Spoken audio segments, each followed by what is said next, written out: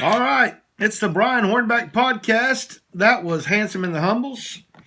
My buddy Josh Smith, Handsome in the Humbles, and that is the Knoxville Lights. This is the second episode. This is episode 48, but this is the second episode where I featured Josh and the guys of Handsome in the Humbles as the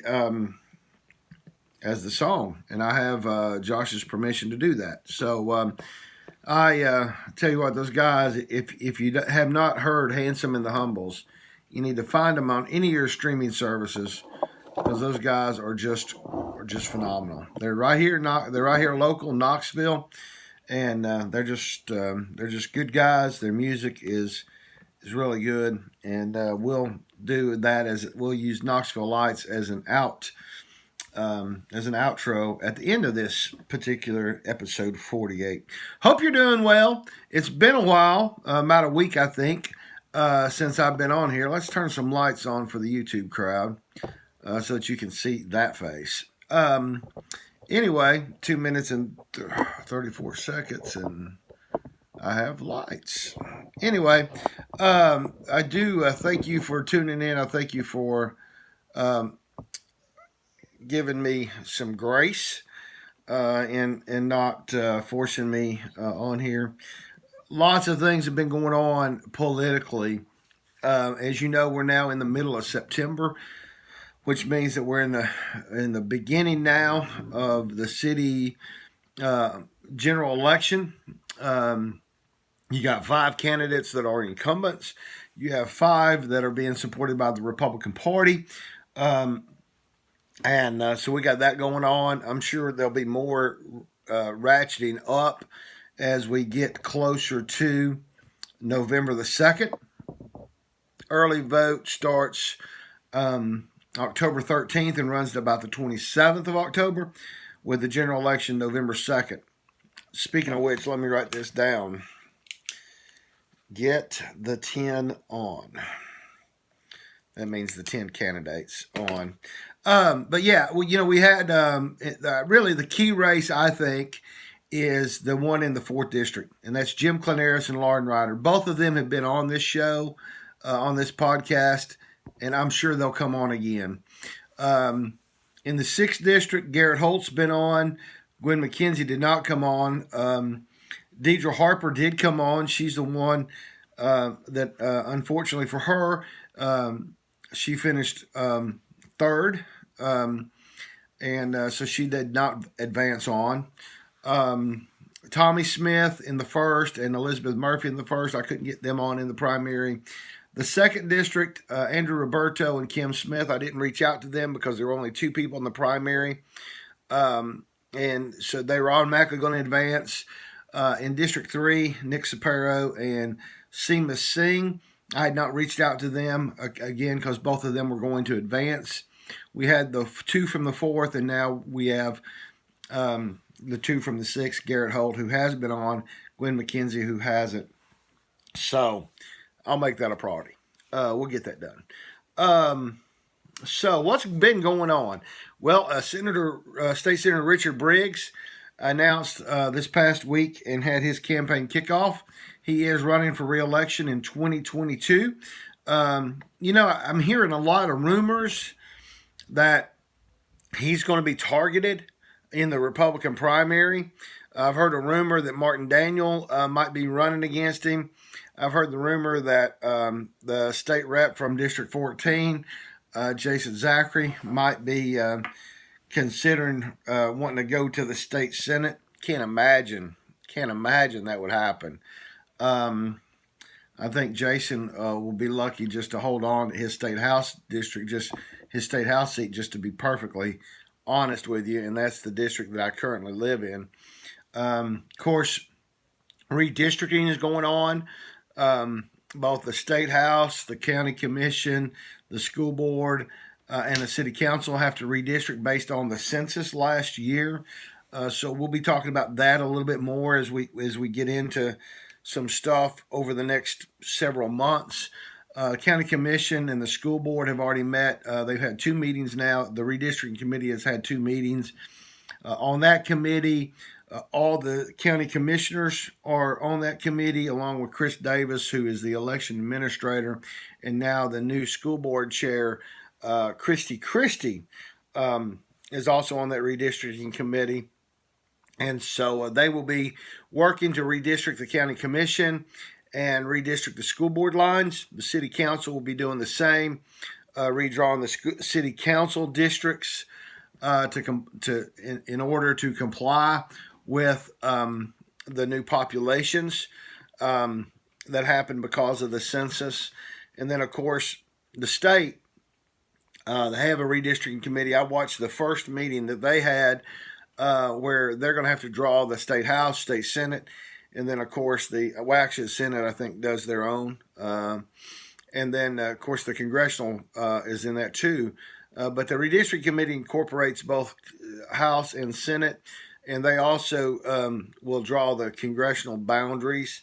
And so Jim Cooper, the liberal Democrat from Nashville, he appeared before that committee asking that they keep Davidson County and Nashville all in one congressional district, which is very self-serving for him because that is his district. That is his congressional district. He doesn't want to divide Nashville and Davidson County. I did learn over the weekend that he has an opponent in Odessa, Kelly. Don't know much about her. We'll try to find out more about her. But I'm assuming Odessa Kelly is, see, I've got that website right here. I'm sure she's running. Yeah, I'm sure she's running as a Democrat. Let's go to the site here. She is running in the 5th district, and I'm sure it's a new day for Nashville. Sign up to elect Odessa Kelly. Let's just talk about her for a little bit. Odessa was born and raised in Nashville. She spent nearly 14 years as a civil servant. I'm reading this from her website, which is odessaforcongress.com, ODESSAFOR, congress.com. She co-founded Stand Up Nashville, a nonprofit community organization that fights for working families. She has seen firsthand how the political and economic system is rigged against working families who spent their lives playing by the rules. She's organized diverse coalitions and already delivered for Nashville. Now she's ready to take that fight to Congress. So again, a Democrat, progressive Democrat, I'm assuming.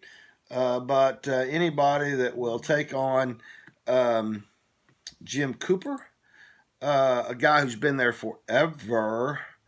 And you can buy some T-shirts, a coffee mug. You can get 3 stickers for $10. I might have to pop in $10 just to get the stickers. Anyway, that's promising to see. And so we'll see what the supermajority Republicans do to Jim Cooper. And I had an interesting conversation yesterday. I say yesterday and I throw out dates like it means anything to the podcast world. That really doesn't mean a lot to y'all. Let me get back here so I know what my time is on the podcast. Is there a possibility, and I throw this out as a question, not just for you to think about, but really for me to think about as well. Is there a possibility that we could actually create a 10th congressional district? I may send that as a question to somebody that would know that. But that would be interesting if that could actually happen because of the population gains that we picked up in Tennessee, with all the folks moving in from New York, California, and all points here and there and yonder. But that would be interesting to know. But did get to meet, speaking of Democrats, I guess this could be my Democrat podcast episode 48. Did get to meet this past week Dr. Jason Martin. He's running as a Democrat candidate for governor. Real interesting. So I introduced myself to him, gave him my card, and was able to record him. He gave about almost a 20-minute talk. It was a little over 19 minutes. It's on my YouTube page. He, real interesting individual, has worked real extensively because he's a critical care unit doctor. Most all his stuff is in the hospital, and has had a lot of hands-on with COVID. And so that's the perspective he's bringing. I just kind of assumed because he was the first one out of the box for the Democrats that there might not be a whole lot of other Democrats running, that they'd kind of unite behind one. But, I was kind of reminded yesterday that, that don't ever happen. And so it'll be interesting to see who else gets into the Democrat primary for governor, just because. But he was very, very friendly, very passionate. I was able to record several of the questions that the people. Where I went was to a park in Blount County in Maryville. Depends on if you're from here. It's Marvel. If you're not from here, or if you're a little more educated, it's Maryville. And the only reason Senator Alexander calls it Maryville is because when he's standing, or when he was, he's been replaced now by Bill Hagerty, Lamar. Senator Alexander retired. And he always explains that the reason he says Maryville is because people who ain't from around here don't understand Maryville. And so he always pronunciates Maryville, for those that ain't from around here. But if you are from around here, it's Marvel. That's the reason that a lot of people around here are somewhat critical of Lamar, Senator Alexander, because he pronounces Maryville. But again, he does that so that people who ain't from around here understand what he's saying. But I went over to Blount County, to Maryville, to Person Springs Park, I think it was called, over off Sandy Springs Road over in Maryville. I need to quit saying that. But anyway, Dr. Jason Martin showed up. It was a Blount County Democrat Party type function to meet him. There was my good friend Susan Jennings from Knoxville. She was there, as well as several Blount Countyans. It was, for Red Tennessee, there were more Democrats in Blount County than I probably thought there were going to be. But it was a good crowd. He came and spoke again for about 20 minutes and answered some questions. Some really good questions that were asked. And then a lot about education, a lot about the pandemic. And so those Q&As, I got to get those up today. Finish getting those up today. I've got, I think, one done.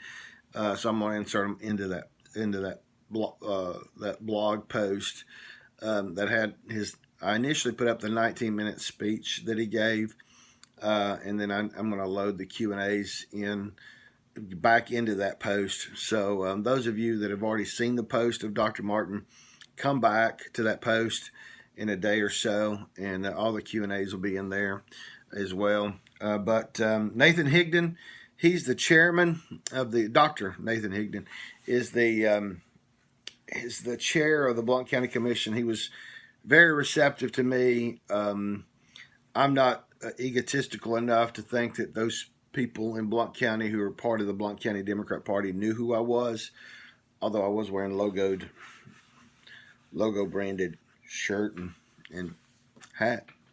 But again, I don't expect people who aren't political insiders to necessarily recognize the logo. but everyone was allowed me to stand over by myself and record. And I, because I am a visitor there, although I am quasi media, it wasn't my play. First of all, it wasn't my event. Nathan Higdon was very cordial, very professional, and somewhat welcoming. I should not say somewhat welcoming. He was very welcoming. So had a good time over there. I had to leave early. I had another meeting Thursday night at 6 o'clock over off Cedar Bluff Road. So I had to scoot out of that Blount County event by about 5:30. Thank you for Pellissippi Parkway, particularly from Alcoa Highway to Interstate 40. There's some stuff coming up. I think I heard over there in Blount County they're having some more discussion. I think the state's really starting. Now that the state's spent all the gas tax on Alcoa Highway, I think now they're really going to start working on trying to take that advancement of the Pellissippi Parkway from what we call Old Knoxville Highway. Old Knoxville Highway if you're going toward Johnsonville, or it's Broadway if you're going into Maryville, where the Pellissippi Parkway dead ends. The state's now wanting to go ahead and continue the Pellissippi Parkway into Townsend. I don't know what I think about that.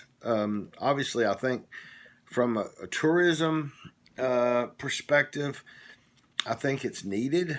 Man, a little bit of me wants to try to keep what we've got.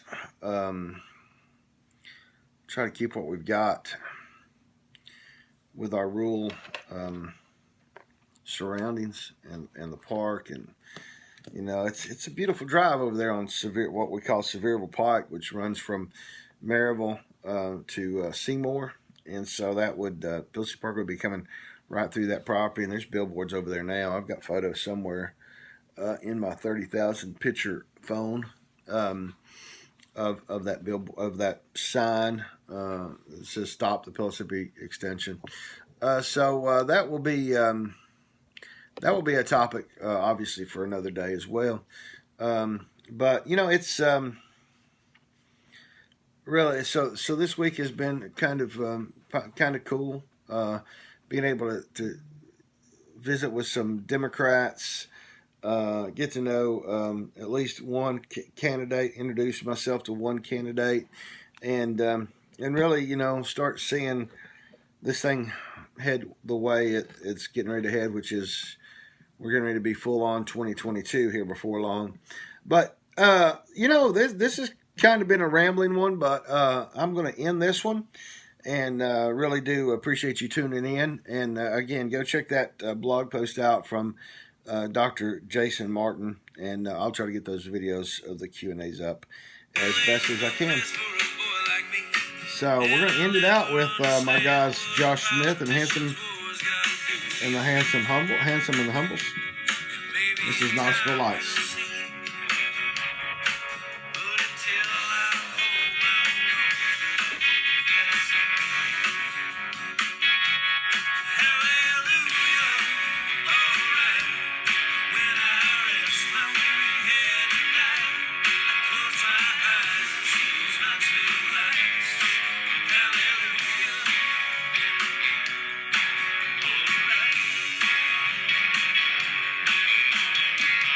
I